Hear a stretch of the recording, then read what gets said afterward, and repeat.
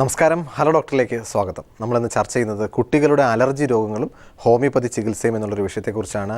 ഈ വിഷയം ചർച്ച ചെയ്യാനായി നമ്മോടൊപ്പം ഉള്ളത് ഇടുക്കിയിലെ മെഡിക്കൽ ഓഫീസറായ ഡോക്ടർ ബിന്ദു ജോൺ പുൽപ്പറമ്പിലാണ് ഇപ്പോൾ നമ്മോടൊപ്പം ഉള്ളത്. നമസ്കാരം ഡോക്ടർ, ഹലോ ഡോക്ടറിലേക്ക് സ്വാഗതം.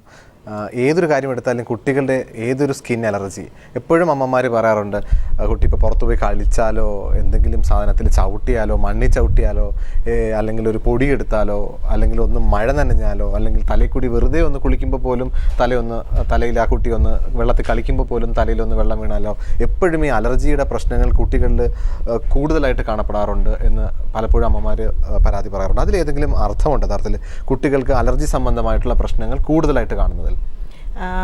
ഇപ്പോൾ അലർജി എന്ന് പറയുന്നത് സർവ്വവ്യാപകമായിട്ട് വന്നിരിക്കുന്ന ഒരു അവസ്ഥാവിശേഷമാണ്. ഇപ്പം അഭിലാഷ് പറഞ്ഞതുപോലെ തന്നെ കുട്ടികൾ അടിക്കടി ജലദോഷം, പനി, വിട്ടുമാറാത്ത ചുമ, കഫക്കെട്ട്, വലിവ്, ഇങ്ങനെയുള്ള ലക്ഷണങ്ങൾ. അതായത് ചെറിയൊരു കാര്യം മതി, ഒന്നുകിൽ കാലാവസ്ഥയിലൊരു മാറ്റം വന്നാൽ, അല്ലെങ്കിൽ മഴ നനഞ്ഞാൽ, വെള്ളത്തിൽ കളിച്ചാൽ.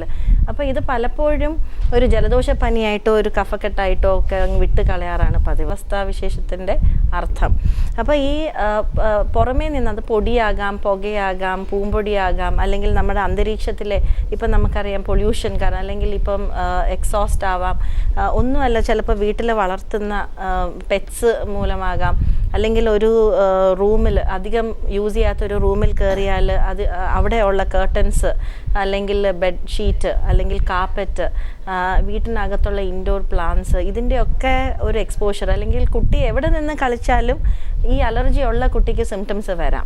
അപ്പോൾ അത് ഒരു വളരെ വൈകിയായിരിക്കും പലപ്പോഴും അത് ഐഡൻറ്റിഫൈ ചെയ്യപ്പെടുന്നത്. അതുവരേക്കും ഇതൊരു സാധാരണ ഒരു ഇൻഫെക്ഷൻ, ഒരു കോമൺ കോൾഡ്, അല്ലെങ്കിൽ ഒരു കോമൺ കോഫ് എന്നുള്ളൊരു രീതിയിൽ ചികിത്സിച്ച് വീണ്ടും വീണ്ടും റിപ്പീറ്റഡ്ലി അതിനുള്ള മരുന്ന് കൊടുക്കുക. ഇതാണ് സാധാരണ സംഭവിച്ചുകൊണ്ടിരിക്കുന്നത്. അപ്പോൾ നമ്മൾ മനസ്സിലാക്കേണ്ടത്, ഒരു റെക്കറൻ്റായിട്ട് ഒരേ കാര്യം സംഭവിച്ചുകൊണ്ടിരുന്നാൽ അതിനൊരു ചികിത്സ കൊടുത്തു കഴിഞ്ഞാൽ ആ ചികിത്സയ്ക്ക് ഫലപ്രദമായ ഒരു റിസൾട്ട് കിട്ടുന്നില്ല. അപ്പോൾ ഫലപ്രദമായ റിസൾട്ട് എന്ന് ഉദ്ദേശിക്കുന്നത് അപ്പോൾ ആ അവസ്ഥയും മാറണം, വീണ്ടും ആ അവസ്ഥ ഉടനെ വന്നു കഴിഞ്ഞാൽ അവിടെ ഒരു നമ്മൾ ഉദ്ദേശിക്കുന്ന ഒരു ഫലം പൂർണ്ണമായി വന്നിട്ടില്ല എന്ന് വേണം അതിനെ വിശേഷിപ്പിക്കാൻ. ഇങ്ങനെ അലർജിക് സംബന്ധമായിട്ട് രോഗങ്ങൾ വളരെ കൂടുതലായിട്ട് കാണാറുണ്ട്. അതുകൊണ്ട് ഇപ്പം പറയുന്നത്, നമ്മൾ കഴിയുന്നതും എക്സ്പോസ്ഡ് ആക്കുക, തീർത്തും റെസ്ട്രിക്റ്റ് ചെയ്യരുത്. പക്ഷേ നമ്മൾ അടിക്കടി എക്സ്പോഷർ വരുമ്പോൾ വളരെ ബുദ്ധിമുട്ടുള്ള എന്തെങ്കിലും ഒരു അവസ്ഥയിലേക്ക് പോയാൽ അത് നോട്ട് ചെയ്ത് ആ ഒരു സമയം അതുണ്ടാക്കുന്ന സിംറ്റംസ് നമ്മൾ അതിനെ നിയന്ത്രിച്ച് കഴിഞ്ഞാൽ മാത്രമേ റീ എക്സ്പോഷർ ചെയ്യാൻ പാടുള്ളൂ. കുട്ടികൾ വളരെ കോമൺ ആയിട്ട് സാധാരണഗതിയിൽ കാണുന്ന അലർജിക് രോഗങ്ങൾ കൂടുതലായിട്ട് കാണപ്പെടുന്നത് എന്താണ്? അത് റെസ്പിറേറ്ററി ഇൻഫെക്ഷൻ തന്നെയാണോ, അല്ലെങ്കിൽ ചുമയും ജലദോഷവും തന്നെയാണോ? ഈ അലർജിക്ക് പല മാനിഫെസ്റ്റേഷൻസ് ഉണ്ട്. അത് നമുക്കൊരു കണ്ണിനെയാണ് ബാധിക്കുന്നതെങ്കിൽ ഇപ്പോൾ അലർജിക് കൺജങ്ക്റ്റിവൈറ്റിസ്, അത് മൂക്കിനെയാണ് ബാധിക്കുന്നതെങ്കിൽ അലർജിക് റൈനൈറ്റിസ്, ശ്വാസകോശത്തെ ആണെങ്കിൽ ബ്രോങ്കിയൽ ആസ്മ, സ്കിന്നിലാണെങ്കിൽ ഇപ്പോൾ എക്സീമ, അല്ലെങ്കിൽ അർട്ടിക്കറി, ഇപ്പം തടിച്ചു പൊങ്ങി വരുന്ന അവസ്ഥ, ഇങ്ങനെയുള്ള കാര്യങ്ങൾ. അല്ലെങ്കിൽ അതിനേക്കാട്ടിലും വളരെ ഗുരുതരമായിട്ടുള്ള ഫുഡ് അലർജീസ്. ഇതൊന്നും അല്ലാതെ അലർജിയുടെ ഏറ്റവും ഗൗരവമായിട്ടുള്ളൊരു സ്വഭാവമാണ് അനാഫ്ലാക്സിസ് എന്ന് പറഞ്ഞാൽ. അതായത് നമ്മളുടെ ശരീരത്തിൻ്റെ പ്രതിപ്രവർത്തനം മൂലം രക്തസമ്മർദ്ദം കുറയുക, അല്ലെങ്കിൽ ശരീരത്തിന് പെട്ടെന്ന് ആന്തരിക അവയവങ്ങൾക്ക് പ്രശ്നമുണ്ടാവുക, അങ്ങനെ മരണം വരെ സംഭവിക്കാവുന്ന അവസ്ഥയുണ്ട്. ഇപ്പം തുമ്മൽ മാത്രമുള്ളൊരു വ്യക്തിക്കായിരിക്കും പെട്ടെന്നൊരു ദിവസം ഏതെങ്കിലും ഒരു പർട്ടിക്കുലർ ഫുഡ് കഴിച്ചു കഴിഞ്ഞാൽ അതുകൊണ്ടുണ്ടാകുന്ന അലർജിക് റിയാക്ഷൻ വരിക. അല്ലെങ്കിൽ ഇപ്പോൾ കരപ്പൻ ആയിട്ടുള്ള ഒരു വ്യക്തി, ആ ആൾക്ക് ഒരിക്കലും ഒരു ശ്വാസം മുട്ടൽ വരാൻ സാധ്യതയുണ്ട് എന്ന് ആക്കാനായിട്ട് ചിലപ്പോൾ ഏതെങ്കിലും ഒരു സാഹചര്യം ഉണ്ടായെങ്കിൽ മാത്രമേ പറ്റത്തുള്ളൂ.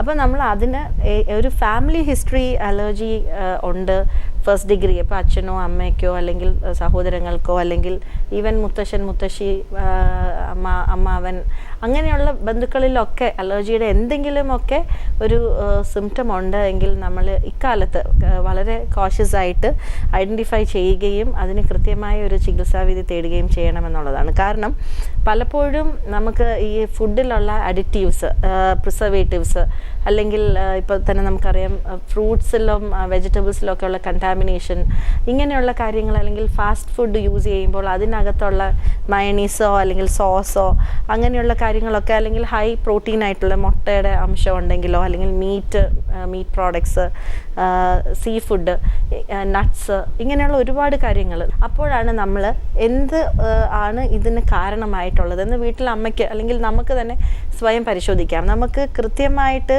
കോമൺ ആയിട്ട് ഇതിനെ ക്രിയേറ്റ് ചെയ്യുന്ന എന്തെങ്കിലും കണ്ടീഷൻസ് ഉണ്ടോ?